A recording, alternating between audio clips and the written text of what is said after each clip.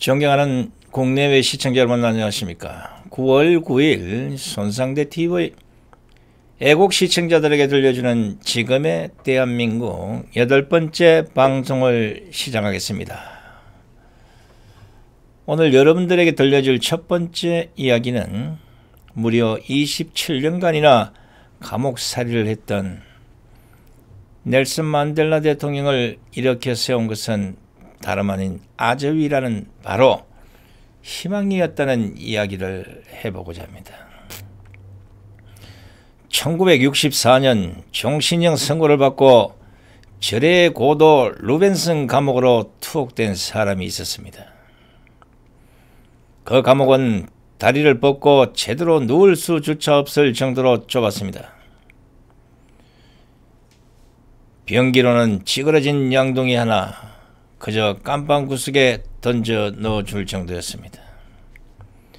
면회와 편지는 6개월에 한 번 정도만 허락되었습니다. 간수들은 걸핏하면 그를 끌어다가 고문하고 짓밟고 폭력을 가했습니다. 이미 사람으로서의 품격과 지위는 상실되었고 견딜 수 없는 모욕과 고통은 말로 표현할 수가 없었습니다. 그가 감옥에 끌려간 후 그의 아내와 자녀들은 살던 집을 빼앗기고 흑인들이 모여 사는 변두리 땅으로 쫓겨났습니다. 감옥살이 4년 되던 해 어머니가 돌아가셨습니다.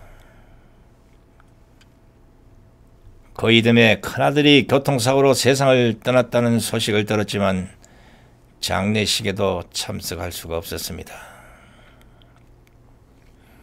세월이 흘러 감옥살이 14년이 되던 해 큰딸이 결혼을 해서 아기를 데리고 할아버지에게 면회를 왔습니다. 그리고 큰딸이 이렇게 말을 했습니다. 아버지, 아기의 이름을 지어주세요. 아버지는 말없이 뗏머리 찌들은 윗주머니에서 꼬깃꼬깃 구겨진 종이 조각 하나를 꺼내어 딸에게 건네주었습니다. 딸은 그 종이 조각에 쓰여진 글자를 눈물을 쏟기 시작했습니다. 그 종이에 글자는 이렇게 쓰여져 있었습니다.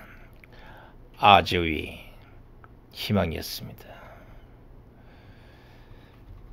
그는 그 후로 온갖 치욕을 다 당하면서 13년간이나 옥살이를 다하고 나서야 마침내 감옥에서 풀려나게 되었습니다. 1964년부터 1990년까지 무려 27년간이나 감옥살이를 했습니다.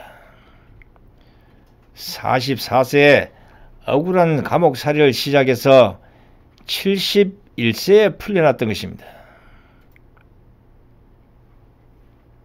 그는 남아공 흑백분리 정책을 철폐하고 남아공 최초의 흑인 대통령에 당선되었습니다. 대통령에 당선되어서는 자기를 박해하고 고통과 치욕을 주었던 정적들을 다 용서하고 사랑하는 인간의 고고한 삶의 방식을 보여주었습니다. 그가 세상을 떠났을 때 세계 언론은 이를 가리켜 인간의 품격을 한 계단 올려놓은 사람이라고 존경을 드렸습니다. 이 사람이 바로 넬슨 만델라입니다. 그 오랜 세월 어떻게 절망의 세월을 견뎌낼 수 있었을까? 그는 이렇게 대답하였습니다. 나는 위대한 변화가 반드시 일어나리라는 아저위 희망을 한순간도 포기한 적이 없습니다. 사람이 죽는 것이 힘들어서가 아니라 희망이 보이지 않기 때문입니다. 사람은 희망의 힘으로 세상을 살아갑니다. 백성들에게 희망을 주는 사람이 위대한 지도자이며 리더란 사람에게 희망을 주는 사람입니다. 제가 오늘 이거를 읽어드린 것은 현재 서울구치소에서 그 아픔을 견뎌가면서 감옥 생활을 하고 계시는 박근혜 대통령께서 아주 위라는 이 희망을 꼭 잡고 계시기를 바라는 마음에서 읽어드렸고, 다른 한편으로는 문재인 대통령께서 넬슨 만델라처럼 자기를 박해하고 고통과 치욕을 주었던 정적들을 용서하고 사랑하는 인간의 고고한 삶의 방식을 배워라 하는 마음에서 이거를 읽어드렸음을 양지하시기 바랍니다. 두 번째, 윌리엄 리시의 마장동 축산물 시장의 아픔이라는 글을 읽어드리겠습니다. 마장동 축산물 시장을 방문한 패친님이 그곳에서 문재인 잘못 뽑았다는 말을 들었단다. 이는 단순히 한 자영업자의 이야기가 아니다. 고기 구워 먹는 거 좋아하는 한국인이 정말 최고 수준이다. 그런데 마장동 축산물 시장은 단순한 일반 시장이 아니다. 한국에서 유통 규모가 압도적으로 가장 큰 축산물 도매 시장이다. 거기 업자가 그 이야기하는 정도면 한국 전체 축산물 소비량이 현저히 감소했을 수밖에 없다.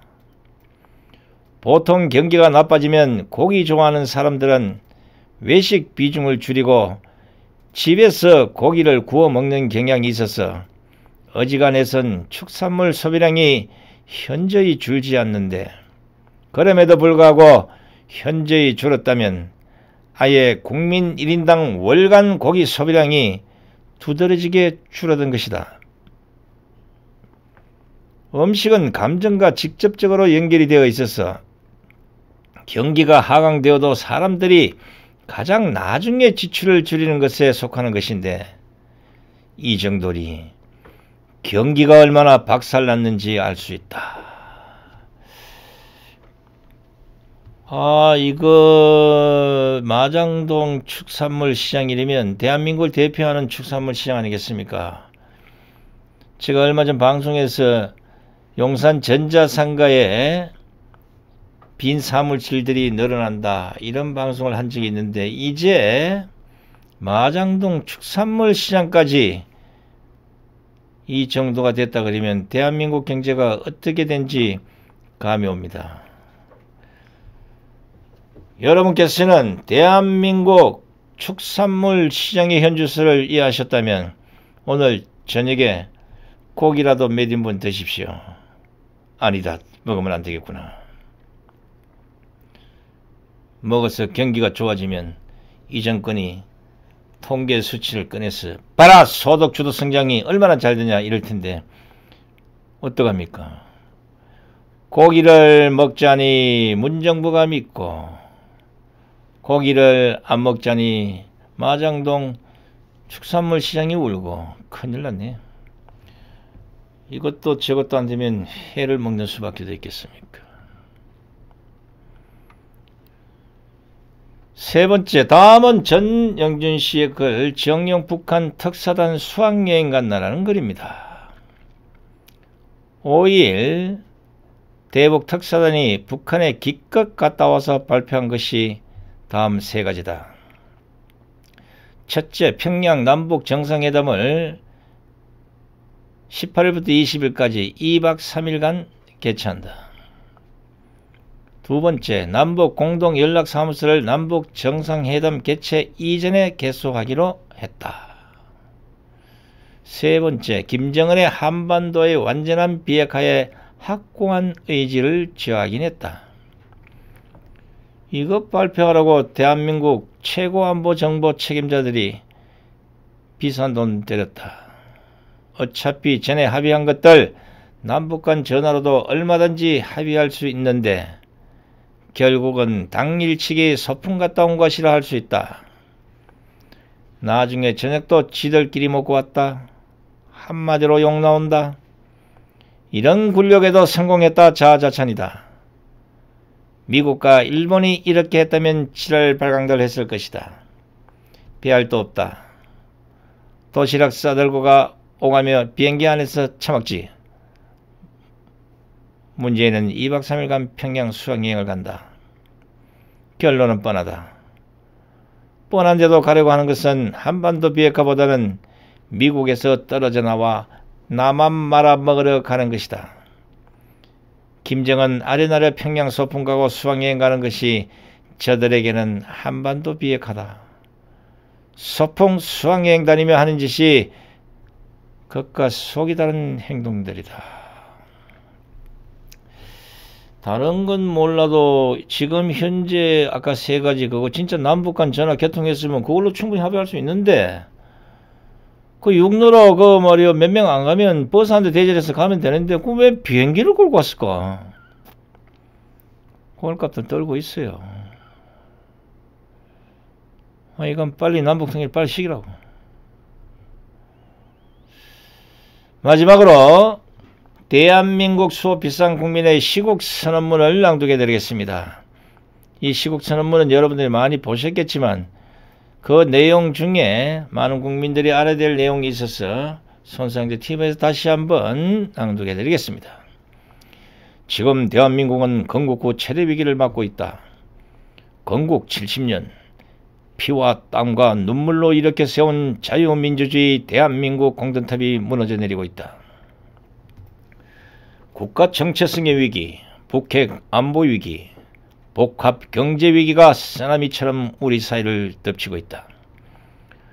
한국 사회 전체가 거대한 삼각파도에 휩싸인 이 위기는 일찍이 우리가 경험하지 못한 매우 낯설고 중증적인 위기이다. 우리는 이 위기의 본질을 정확히 알고 대한민국이 처한 객관적 정세를 냉철히 직시하고 있어야 할 것이다.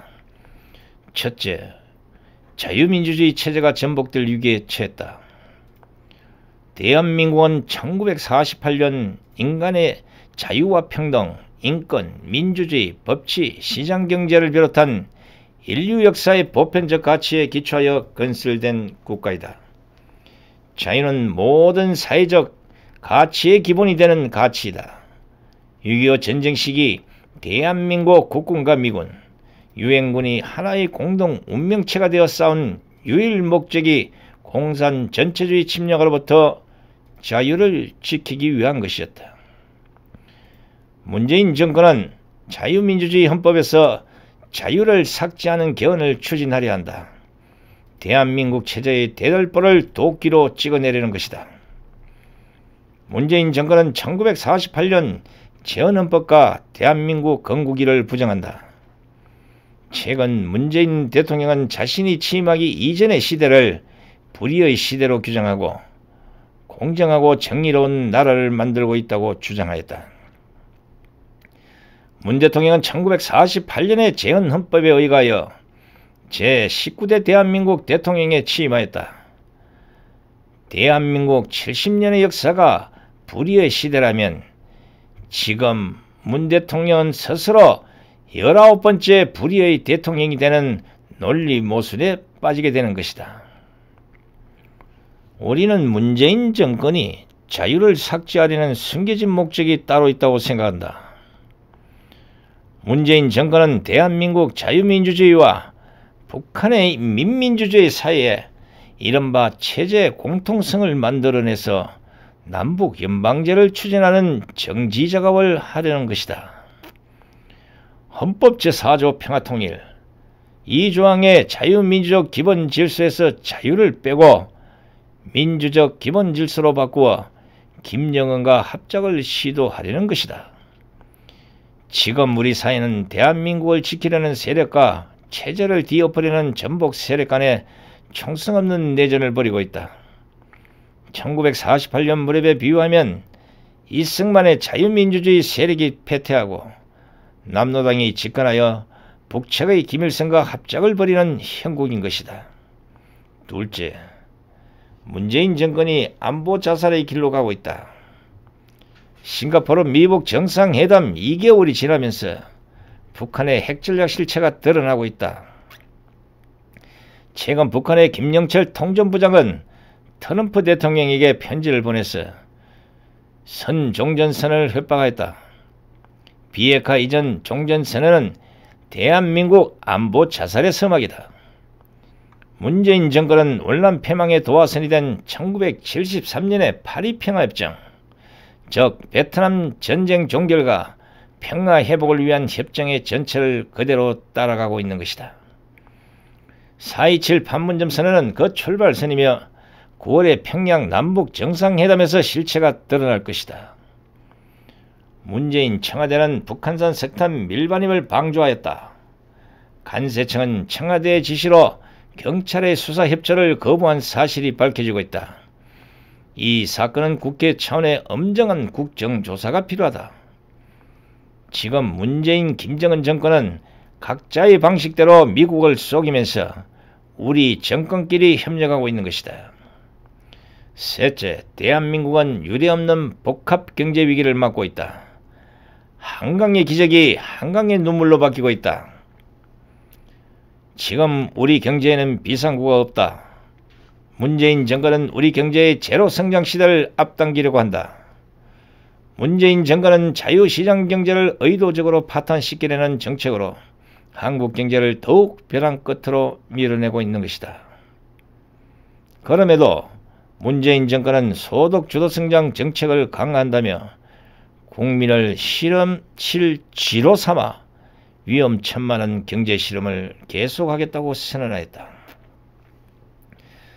문재인 정권이 경제에 실패하는 근본 이유는 경제 현실을 설익은 관념의 틀에 끼워 맞추려 하기 때문이다. 역대 어느 정권에서 자영업자, 소상공인들이 삭발하고 강화문에 천막을 친 적이 있었던가? 바로 이 모습이 문재인 정권의 살아있는 경제 지표인 것이다. 최근에는 정직한 여성 통계청장을 경질하고 통계청장의 코드 인사를 강행하였다. 국가 통계마저 맞춤형 조작 통계로 국민의 사실 통계 접근을 원천 봉쇄하려는 것이다. 문재인, 임종석 집단은 드루킹으로 국민을 기만하고 헌법상 표현의 자유를 유린하였다. 광장식 정치 공작, 사이버 여론 조작, 신종, 선전선동 수법으로 국민의 눈과 귀를 속여왔다. 문정권의 정치 DNA는 거짓과 선전선동이다. 생맥주쇼, 테이크아웃 커피쇼, 독도 새우쇼, 트럼프 대통령 서명 흉내내기쇼. 머릿속은 텅 비었고 쇼쇼쇼와 선전선동의 표피 감각만 살아남은 것이다. 문재인 정권은 이 같은 신종 프로파간다 수법으로 이들은 오로지 우리끼리 권력만을 탐닉하려 하는 것이다. 문재인 정권은 지금부터라도 국민 앞에 진실된 모습을 보여주어야 한다. 문 정권이 끝내 국민을 속이고 대한민국을 위기와 파국으로 몰아간다면 전 국민이 들고 일어나 냉엄한 역사적 심판에 들어가게 될 것임을 엄중히 경고하는 바이다. 우리는 요구한다. 하나, 문재인 정권은 불온한 밀실 헌법 개정 업무와 자유민주주의 체제 전복 전환을 포기하고 1948년 대한민국 건국의 역사를 사실을 인정하라. 대검찰청은 대한민국 체제 전복을 기동하는 자들을 지체 없이 수사하라. 반복해서 들려주겠습니다. 문재인 정권은 불온한 밀실 헌법 개정 업무와 자유민주주의 체제 전복 기도를 포기하고 1948년 대한민국 건국의 역사적 사실을 인정하라. 대검찰청은 대한민국 체제 전복을 기도하는 자들을 지체 없이 수사하라. 하나, 문재인 정권은 선북핵 폐기를 견제하고 김정은과의 연내 종전선언을 포기하라. 대북 정책은 미국과 긴밀히 협력하고 북한의 전술을 철저히 검증하라. 반복합니다. 문재인 정권은 선북핵 폐기를 견제하고 김정은과의 연내 종전선언을 포기하라. 대북 정책은 미국과 긴밀히 협력하고 북한의 전술을 철저히 검증하라. 하나, 문재인 정권은 국민 주도 성장, 조속히 폐기하고 모든 규제를 가감히 혁파하여 기업 주도의 신성장 산업을 최대한 지원하라. 반복합니다. 문재인 정권은 소득주도 성장을 조속히 폐기하고 모든 규제를 가감히 혁파하여 기업 주도의 신성장 산업을 최대한 지원하라. 하나, 국회는 북한산 석탄 밀반입 사건 등에 대해서 철저한 국정조사를 실시하라. 반복합니다. 국회는 북한산 석탄 밀반입 사건 등에 대해 철저한 국정조사를 실시하라. 하나, 자유한국당은 국민 속으로 직접 들어가 대한민국 수호를 위해 투쟁하라. 반복합니다. 자유한국당은 국민 속으로 직접 들어가 대한민국 수호를 위해 투쟁하라. 내용이 상당히 현실적이고 또 현재 벌어지고 있는 이런 문제들을 잘 지적하고 있습니다. 대한민국 체제를 부정하고 대한민국을 흔드는 이런 행위들은 어떤 경우라도 용서할 수가 없습니다.